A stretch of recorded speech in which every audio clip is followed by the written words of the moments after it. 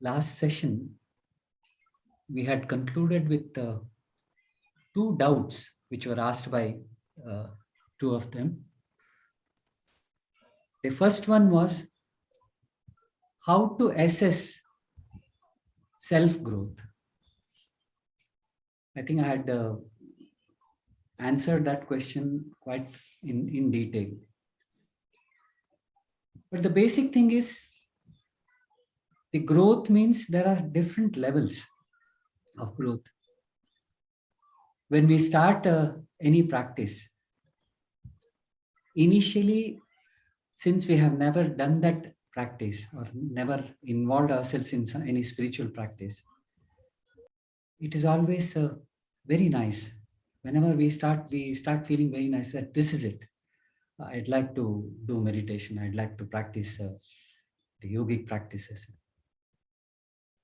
But then slowly and steadily, since we start getting used to that practice, we have a very funny mind.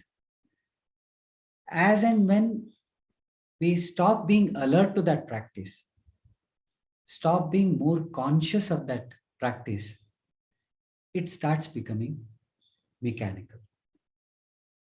So first thing any practitioner has to do is to continue the practice in spite of the fact that it starts becoming mechanical.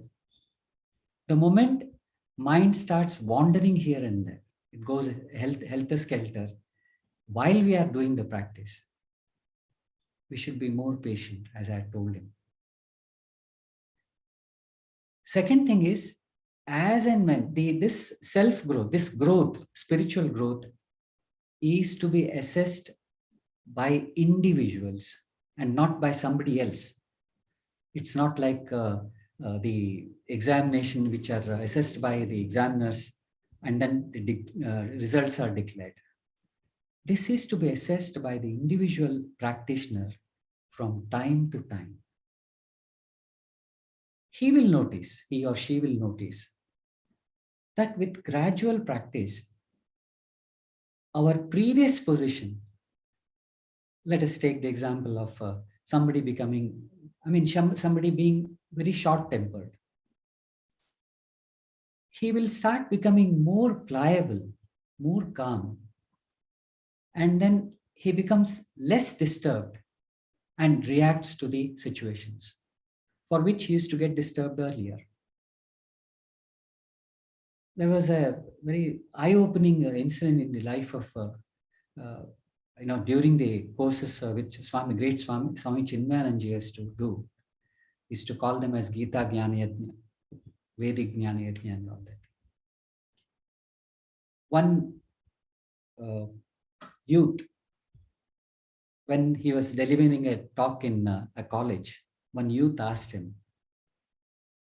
"Sir, do you think," he asked Swamiji, it was a very twisty question, "do you think that as and when one practices, the anger should come down?" Swamiji spontaneously said, "You are very right, it has to come down." But then the next question was really jarring as far as the crowd was concerned, because he asked, "But for so many years, you have been delivering talks on mind control, on Upanishads, on Gita. Still you lose your temper. Because as and when you climb down that car, when somebody said something, you burst out at him. You still lose your temper. How is that?" The answer which was given by Gurudev was, he said, "You do not know from where I started. Those 45, 50 years of my practice have brought me to this level. But earlier I used to be a dynamite." And then he added one more very beautiful thing. He said, "Look, I deliver these talks because I want other people to get derive benefit from what I have derived. I am not an example. I am just a signpost who tells people what to do and what not to do. So the progress as such is to be assessed by individuals, and we ourselves will know, as I had said, we ourselves will know that we are progressing and we are on the right path. Then the next level comes, the higher level comes when people start accepting other people as they are. Why? Because they have accepted themselves as they are. As it is inside, so it is outside, as somebody says. When you start looking within and then start loving yourself, accepting yourself, then you know the world, because they too are human beings. They too are governed by their nature, and I'll start accepting them as they are. There's a very beautiful Shanti mantra in Upanishads. Apyayantu mamangani vak pranashchakshushrotra matho balamindriyani cha sarvani sarvam brahmopanishadam. Everything is Brahman. Let me recognize them with my senses, with my being. And for recognizing that being, inner being, let my senses become more and more aware. Upanishad says, according to the Upanishads, the mantra says that everything is Brahman. Maham Brahma nirakaryat. Let me not negate this Brahman. Let me not look at it in a negative way, because everything is Brahman. This is a situation where great people, the enlightened people, the Mahagurus, they are in this stage. And that's why whatever they do is compassionate. So this is as far as the growth is concerned. So let us assess our own growth. And we will know that once we start putting these steps, as the proverb goes, you take one step, I'll take 10. That's what God says. That's what reality says. The second question was related to this. It was that as and when we start practicing, it comes, that is, we feel that we are doing nice, the mind is under control. Then suddenly, out of nowhere, as if from the bolt from the blue, our mind goes again, it becomes chanchala. It becomes scattered, and we are unable to attend to what we are doing, whether it's meditation or the yogic practices. And then again, after some time, it again comes up. So it is something like wave motion. How to control it? This was the question. As we can, if you just look around the nature as such, if you look around the nature, it is in cycles. Day is followed by night. Night is followed by day. It goes on. Darkness, light. The mind as such, even mind, there are cycles of mind. That is, sometimes it is up, sometimes it's down. Even the music which we hear, which we enjoy, one cannot be all the time in the high position. It has to come down. But normally what happens is, when this happens, initially, when we begin this practice, or when we have practiced for about 6 months, 7 months, 1 year, depends on our own stage, we feel that we have fallen because I'm not able to meditate, I'm not able to concentrate. Again, remember that Shama, be patient. Be patient with yourself. In fact, this patience is really meant for us individual sadhakas to be patient with ourselves. Don't panic. Wait. Continue the practice. It will come. Actually, what we feel as the fall, it is something like a cycloid or a spherical movement. The growth is spherical. Initially, when we started from a lower point, Then we started growing. It came to a particular point, and then again it came down. If you have seen a spring or a helical staircase, you'll find that at one particular point we pass through the similar point. It's not the same point, and actually we are progressing, and it only feels the sadhaka feels that he has fallen. He has not fallen. It's a normal process. So let us be patient with this and then proceed. Today, I'd like to conclude the third portion of Yoga Vasishta with this discussion. As we had seen, Rama's doubts were very relevant as far as all of us are concerned. His doubt was single, but he added a few points to that single doubt. He expresses to Vasishta, he tells him that when there is change all along, and apparently death happens to be the inevitable result of life, then what's the point in living? What's the point of this? What's the meaning of this life, which if it has to end in death? Second thing is, the doubt, he says, is why is it that we do so much of effort? Everything is effortful, and that effort is invariably to seek, to find happiness in what we do, or the resultant, we expect it to be happy, but it's not always happy. It's mixed. We are happy, and many times we are unhappy.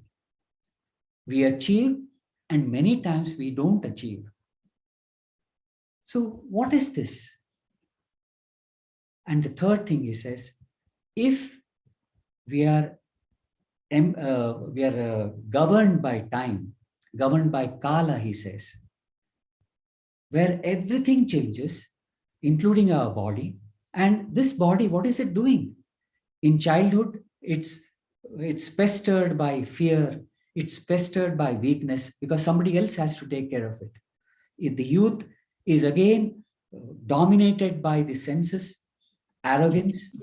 The middle age is, it's governed by ambition, and the old age again by sickness, by cynicism. That is, you become critical on people.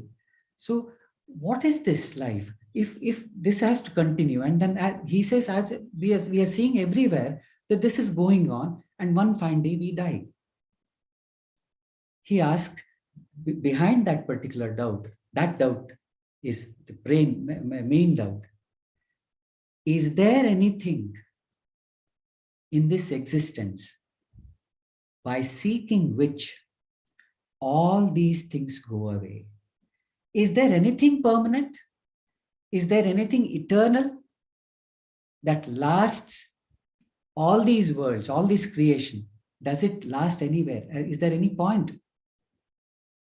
This is the doubt, and for which Vasishta is giving answers in stages. We saw that the world as we see it is different for different people. Each one of us has a different world. We have our own world. We have created our own world.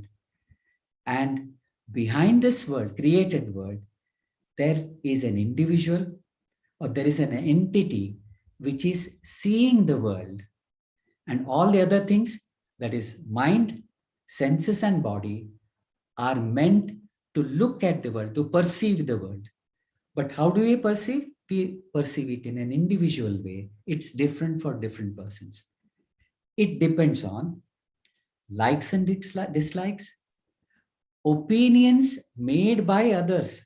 For instance, maybe our parents have told us something, our teachers have told something, the society has told something to us which has gone into our brain, and apparently we are actually seeing the world as they saw it. It's not the world which I really see. Interpretation. We do many interpretation, and that's how we see the world. So Vasishta says that whatever you are seeing is not real in the sense, it's not the real as it is. The world is not as it is, but it's your world. Then here he says, let's look back. Who is that entity who is perceiving all this? He comes to this, I would say, central point of the whole Yoga Vasishta and tells, seek that which has seen the world or which is seeing the world and which is remembering the world as it was seen by me. Just let's be very practical. We remember our childhood. The body has changed. The biological science tells us that every 7 years, every cell of our body is changed. It dies and regenerates itself. So the body has changed.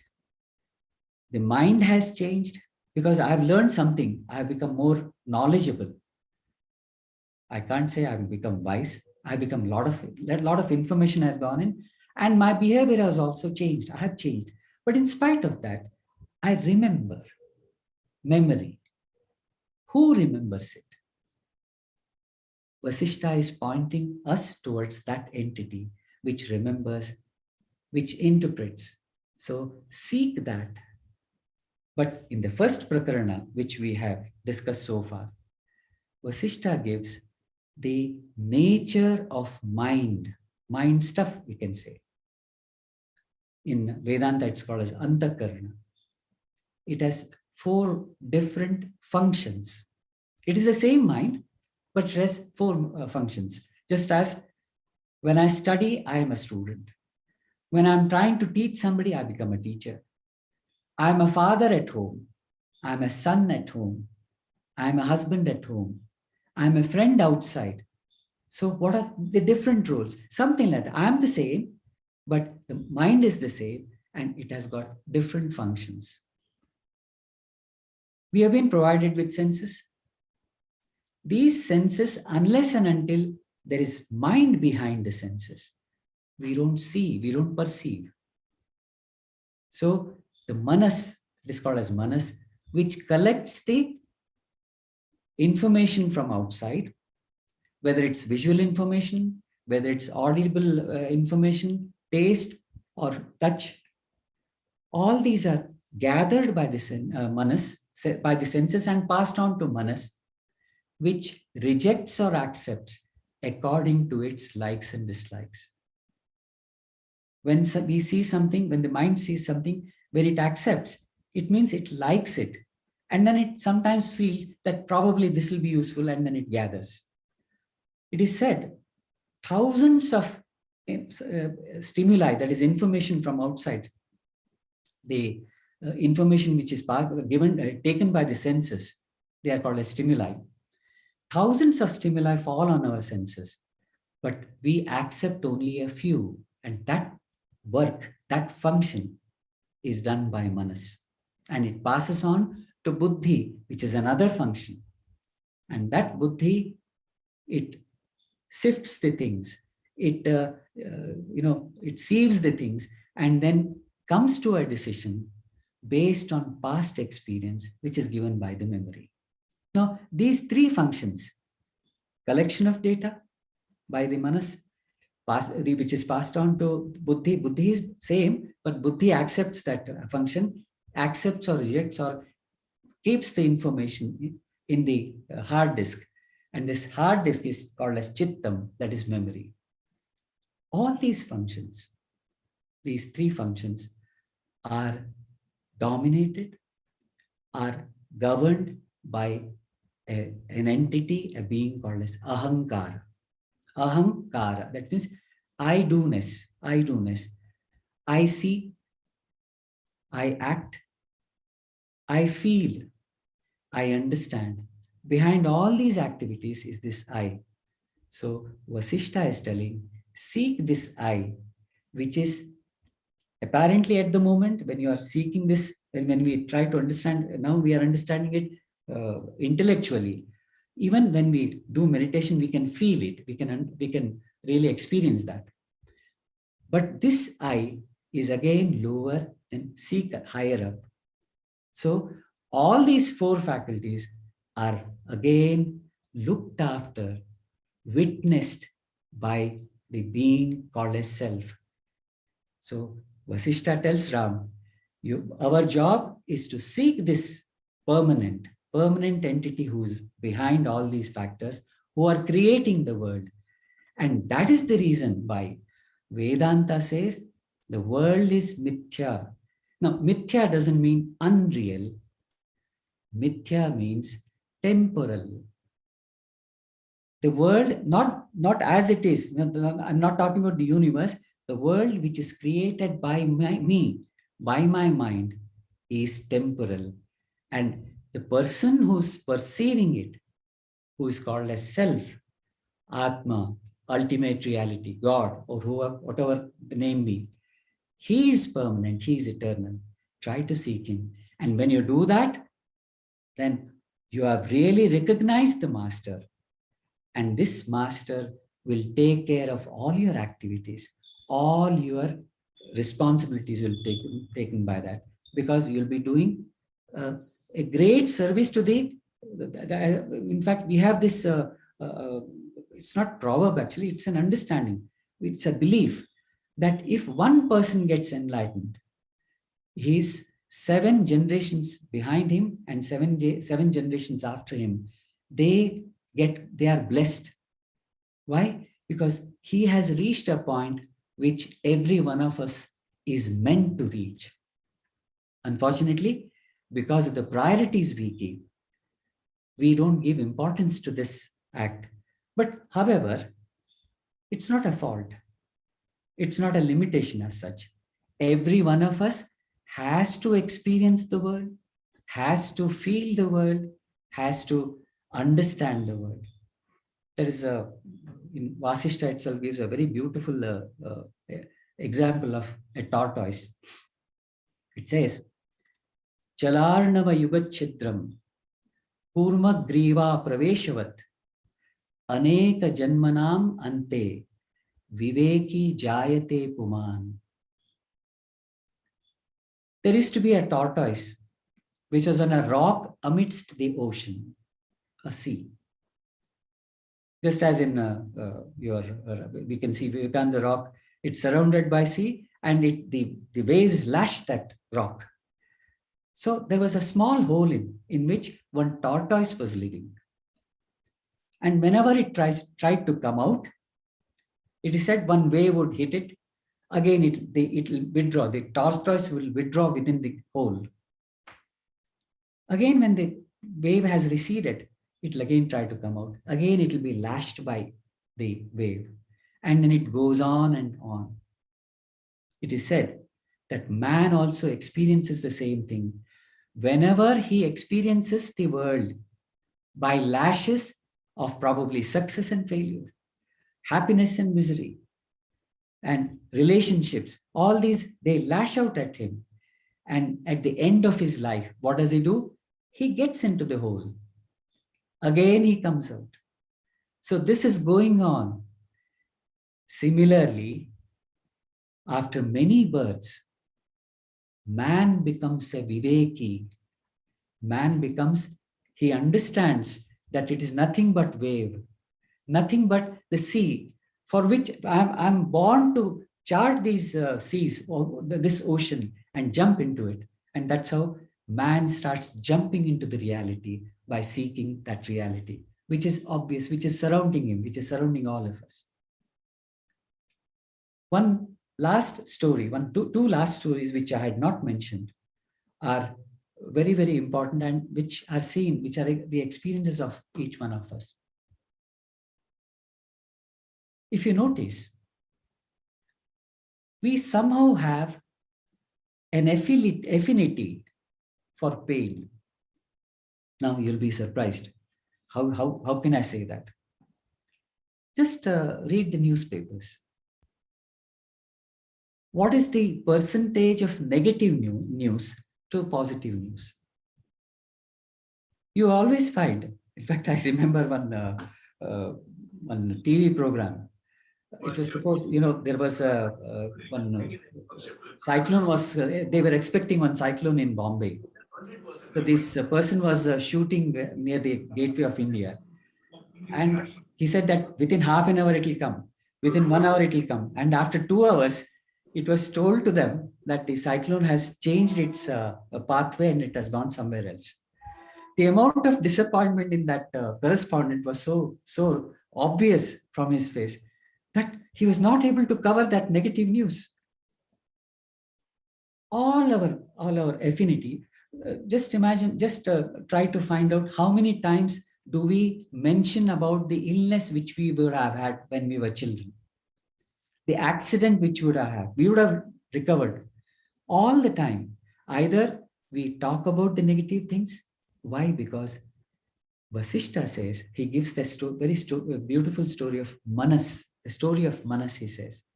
It seems there was a person, huge person, he was living in a well. And in that well, he was doing very strange things to himself. He was always beating himself. And whenever there was bloodshed, then he would stop for some time, he'll cry. Then after some time, he'll laugh. Then again, he'll start beating. He stops. Vasishta's telling this, narrating, he stops narrating this story. And he says, this is Manas, which is seeking negative things. Just imagine, what are the thoughts, predominant thoughts in most of our minds? I don't have something. I don't have something, I have to seek that. It always dwells on negative things. Not there, but whatever is not there, what I have, I take it for granted. Or when I've sought it with so much of effort and I have gained it. But when I gain it, somehow or the other, the mind starts moving. Why? Because it wants to do effort, and then when it doesn't get, it wants to cry. And when it gets, it seeks something else. This negativity is told in that particular story. In transaction analysis, there's a very beautiful analysis. He says that every time, or every person as such, is seeking some recognition from his fellow beings, his relations, his friends, or the world around. And when he gets it, when he gets the recognition, when he does something good, people come and pat his shoulder and tell that you have done very good job, wonderful, congratulations. So this is sought by us and we are happy. This, he calls it as positive stroke. When you do something and when you get appreciation, or he calls it as when you get attention, positive attention, then you become happy. But suppose we do not get any attention. In fact, the greatest punishment you can give anyone is by ignoring that person, the presence of that person. He'll become miserable.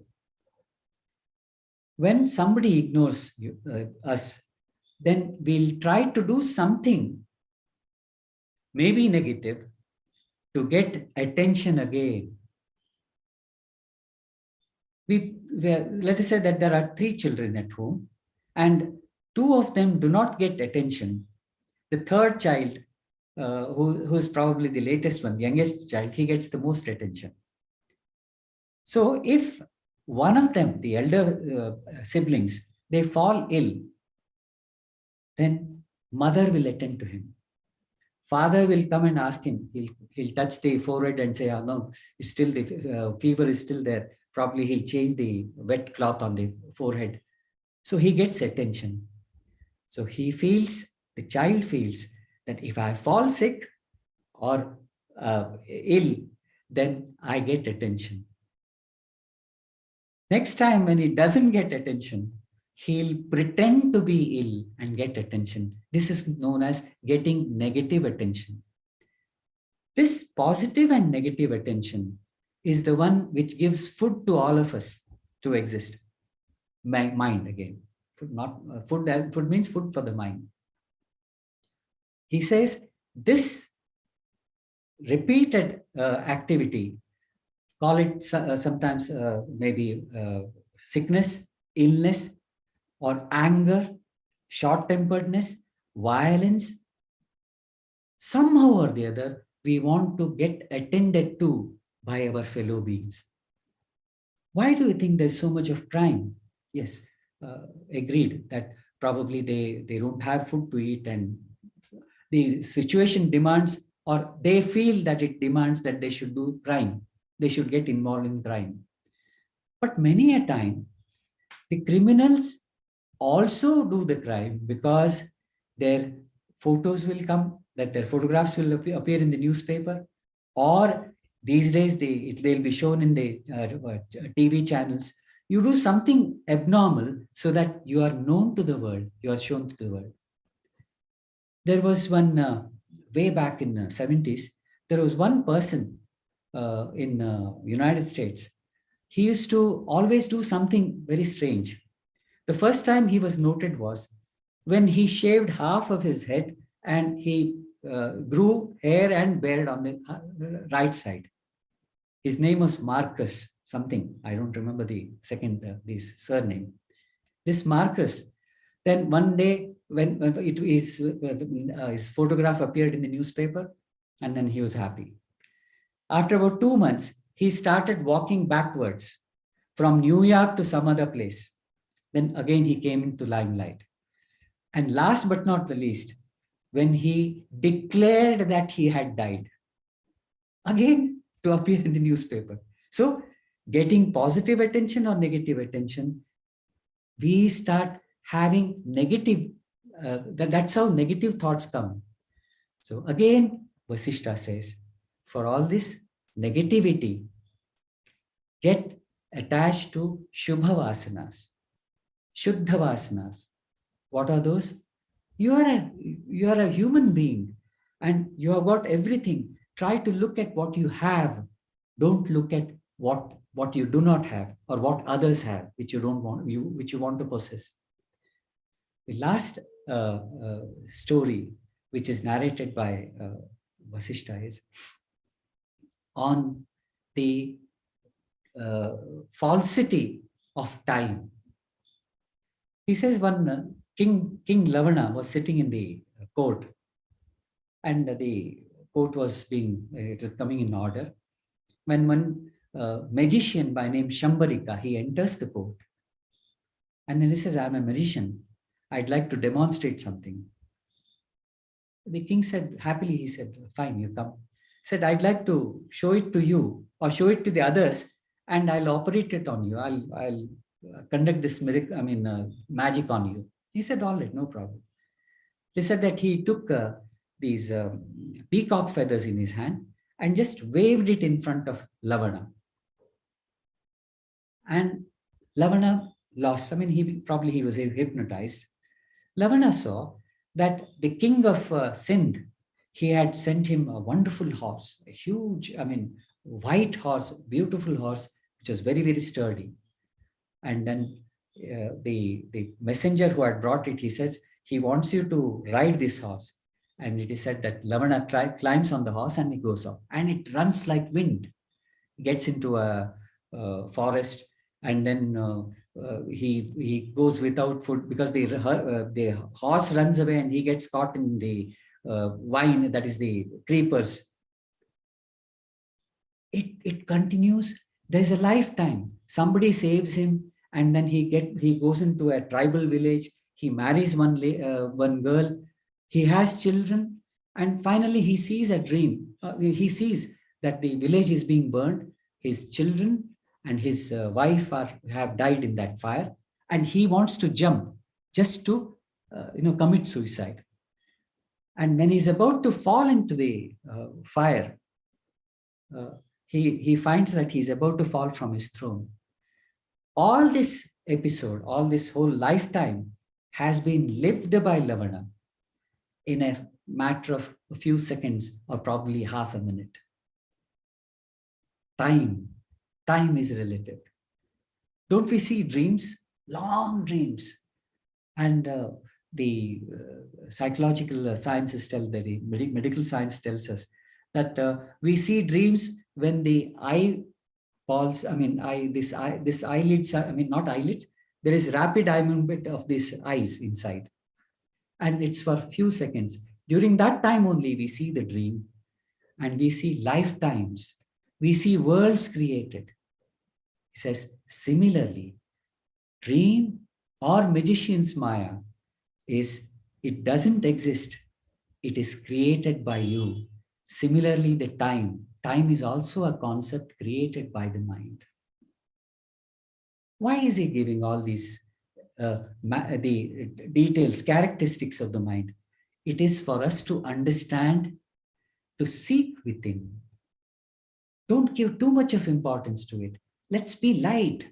Don't be too serious about this life. And we see that there are people who take life very seriously, and there are people who take life easily, in spite of the fact both of them are having similar or same conditions. Somebody has lost job. Two people have lost job. One person, he's helpless. He probably these days this may be going on. He's helpless. He has lost job. He has car. He had a cushy job, good job, and he suddenly one fine day he lost the job. He doesn't know what to do. The other person also in a similar condition has also lost the job. Look at these two people. One person, he doesn't do anything. He goes on brooding about his problem and probably tends to commit suicide. The second person who has a car, he thinks, all right, doesn't make any difference. I have lost that job. I have a car. Suppose I get an opportunity. Somebody tells that we want to go to a particular place and we want a car for about 4 or 5 or 6 days. We'll fill your car with the petrol, we'll fuel your car, and you have to just drive us there and bring us back. We'll give you the amount. Same situation. This person sought an opportunity. We have one of my distant relatives.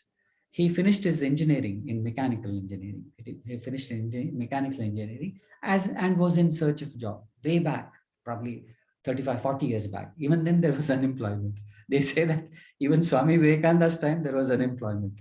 So don't be so scared about unemployment. It will come. Each one of us will get some sort of employment. So he went to Bombay because Bombay was a place where people could get jobs. He went there and then he saw an advertisement. He saw an advertisement that they wanted draftsmen for drawing, basically engineering drawing. So he didn't have anything to do. He was waiting for better opportunities. He went there, and since he had a mechanical engineering degree, he was selected. And he worked in that firm for 6 months. After 6 months, he saw an advertisement from Qatar Fertilizer Corporation. They wanted a mechanical engineer with 6 months experience in draftsmanship. He went there and he retired as the project engineer of that and then came back. There are people who may get opportunity in for lower works, but they don't do it and they are the losers. So why does it happen? It's because one person is positive, the other is negative. Shubhavasanas, patience, vichara. This second person was able to do vichara. He was able to think. Yes, I have lost the job. Doesn't matter. We saw in TV recently, probably about 4 or 5 months back, the managers who are managers in 5-star hotels, they were selling fish on the market, on the highway. And when asked, said, we are not ashamed of it. We want the people to know that we have this dignity of labor. We understand the dignity of labor. Any work is not low or high. The work becomes low or high because of our attitude. So be positive. So When we see all these things, different characteristics of the mind, we will understand that there is some entity, some being in us.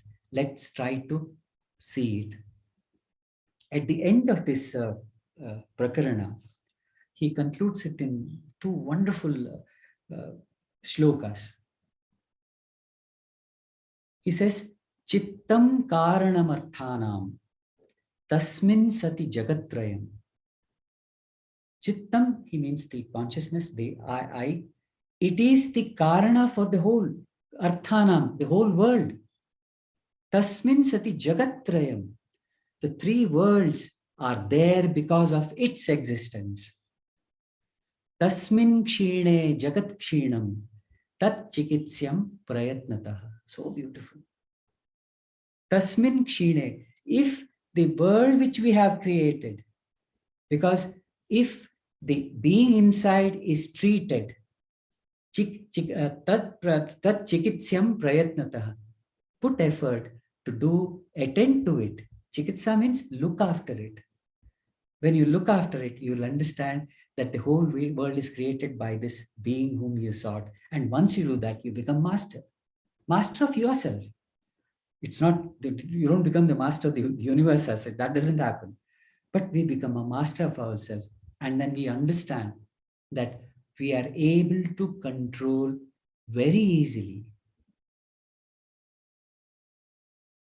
Because Sri Ramakrishna used to give a very beautiful simile. He used to say that all the servants are making a lot of noise until the master comes there. The moment master enters the hall, all the servants become quiet and they attend to their own duties. Same thing happens in classrooms, in schools. Till the teacher comes, the whole class is helter-skelter. They are shouting, they are running around, they are doing a lot of mischief. But the moment teacher enters the class, what happens? Everything becomes calm. So Sri Ramakrishna said, seek the master.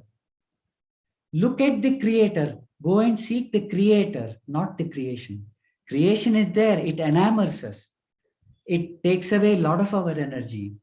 Try to seek the creator. And once you see the creator, you become close to him. He will show you. He would say, creator will show you the rich man will show you the estate which he owns.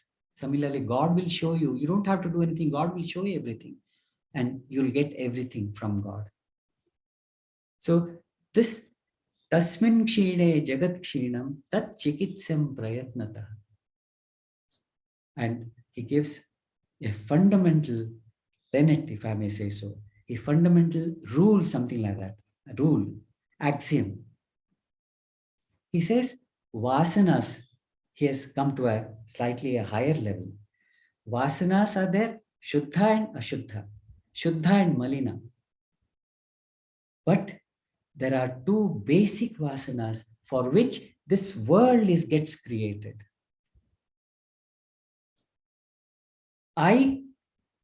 When it's, that is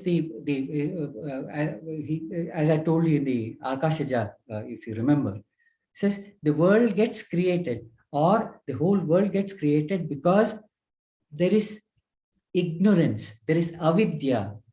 What is this avidya? It becomes multiple. We'll understand it very easily with a very beautiful, which we have studied in science. You know, when a white beam of light passes through a prism, what happens? We get the spectrum of 7 colors. This one beam becomes 7 colors. And similarly, because of ignorance, this eye becomes many. Eye becomes multiple. That which is no other, which doesn't have anything else, it becomes multiple because of ignorance, because of a false understanding that it starts creating, and then the whole thing becomes multiple. So he says, the first thing that happens is Bheda Vasana. I am different from others. I, you, he, she, it, them, and the universe, multiple. Initially, it is the I only. It is the I alone which has become all that. But we forget that. And this is Bheda Vasana, which is the basic Vasana. And once this Bheda Vasana comes, we'd like to experience the world. We get into a Vasana called as Bhoga Vasana. These two concepts, that is the Bheda Vasana and Bhoga Vasana, are treated elaborately in the coming prakaranas, where he gives most of the details. The beauty of this scripture is that he doesn't take the name of Bheda Vasana and Bhoga Vasana, but he starts describing them in the coming prakaranas, which we'll try to see in the coming lectures. And I feel we have about 10 minutes more.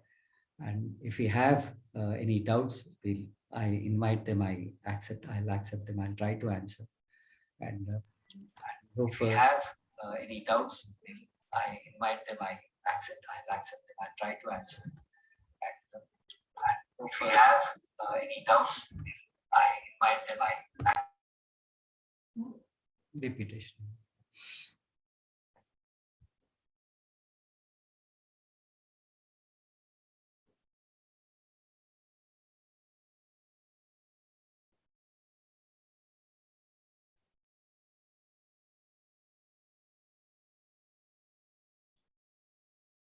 Nobody has any doubts?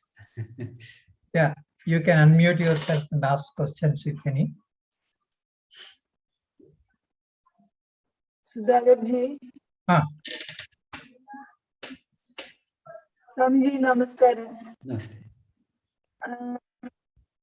One question.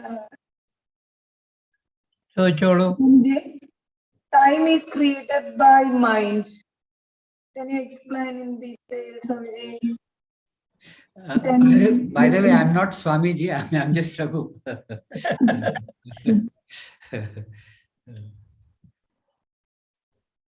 Time is created by mind. Time is created, as I said, when we take this, when we are discussing Vedanta, when we are discussing these scriptures, which are meant for self-growth, we are always talking about the time which is relevant to me, which is perceived, which is felt, which is experienced by me, individual.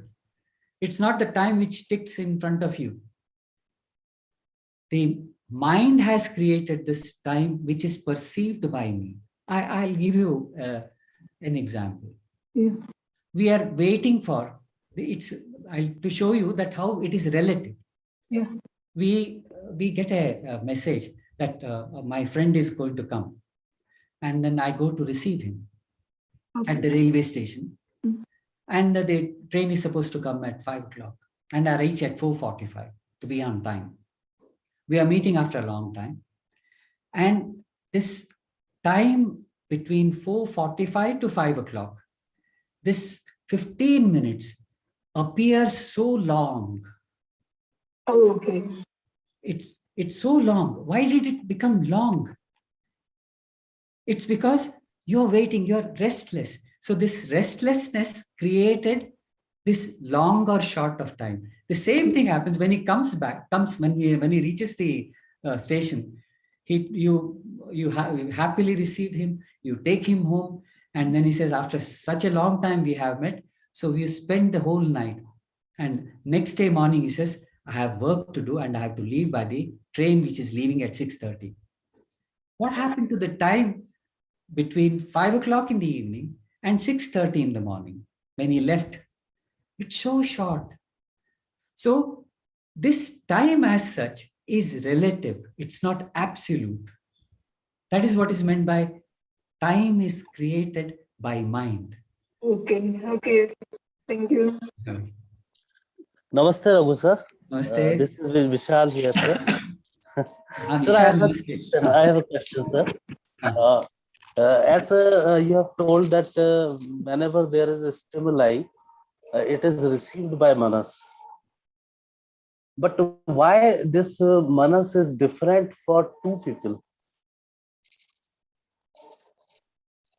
It's because each one of us has our own nature. जिसको हम कह सकते हैं स्वभाव, our nature. And our nature depends on so many factors. Our past experiences, our environment, our cultural background, and the friends and the society in which I am living. It also influences the mind as such. So it changes from person to person. That is why, if you remember, when we were in Hurda, I used to tell that meditation is not general. It cannot be general. Each one of us has to discover the method of meditation because each mind is different because of circumstances, and we believe, our Indian culture believes, samskaras, our sanskaras probably of the earlier births. And it has been going on for ages and ages. And it has come into a solidified mind as such, which has started showing on our behavior as such. And that is why the minds are different. But as and when you go nearer, you come from the grosser manifestations of the mind to subtler manifestation. From stula to sukshma you come in, then it becomes expansive and that becomes general. And that is why people like Swami Vivekananda, Sri Ramakrishna Paramahamsa, Raman Maharshi and all that, their mind was cosmic. And it was general. For them, everything becomes absolute. That is what is called as Sat Chit Ananda. Existence absolute, wisdom absolute, bliss absolute. Sat Chit Ananda. It's absolute. But for us, we Pamaras, as we can, if I may say so, for us Pamaras, it's relative. And as long as we go towards absolute reality, it will become relative. It will remain that way. Thank you, sir. Thank you, sir.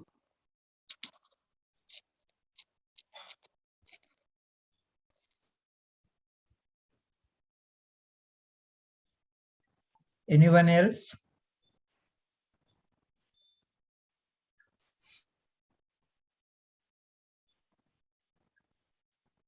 I think for today we will wind up. But I have one question in my mind is that we know that my mind is creating everything. But how to become aware of that, the process of creating it? There is a, there's in the third chapter of Bhagavad Gita, Indriyani Paranyahu Indriyebhyah Param Manaha Manasastu Parabuddhe Yo Buddhe Parasastu Saha. Krishna gives a very beautiful mechanism of controlling this, and, or if I may say so, understanding it, knowing how. From gross, body can be controlled by breathing. Breath. Just for example, I'm giving, it can be, it's controlled by breath. Breath is controlled by manas. Manas is controlled by buddhi, and buddhi is controlled by him, and who is not under anybody's control. This is a mechanism. So we always move from known to unknown. Our rishis were so compassionate. They always understood the problem because they too must have experienced the problems which we are undergoing whenever we are trying to seek the origin of the mind.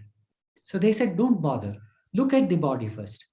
Then try to come to the breath. Then try to come to the mind as such. Similarly, very, very slowly, very gradually it happens. Suddenly it doesn't come.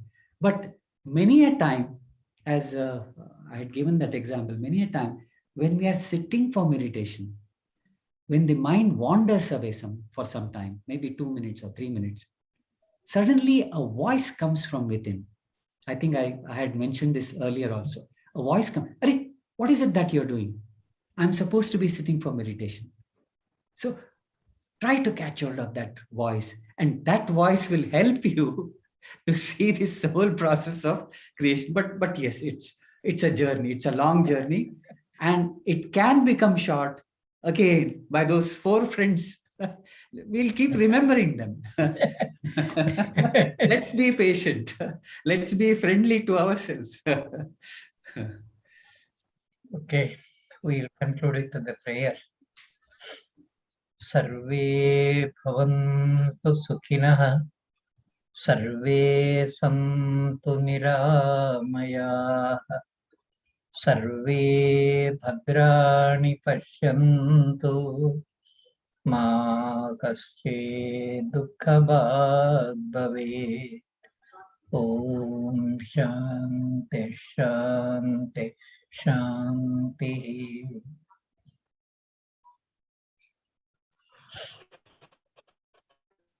So we will meet next week, same time.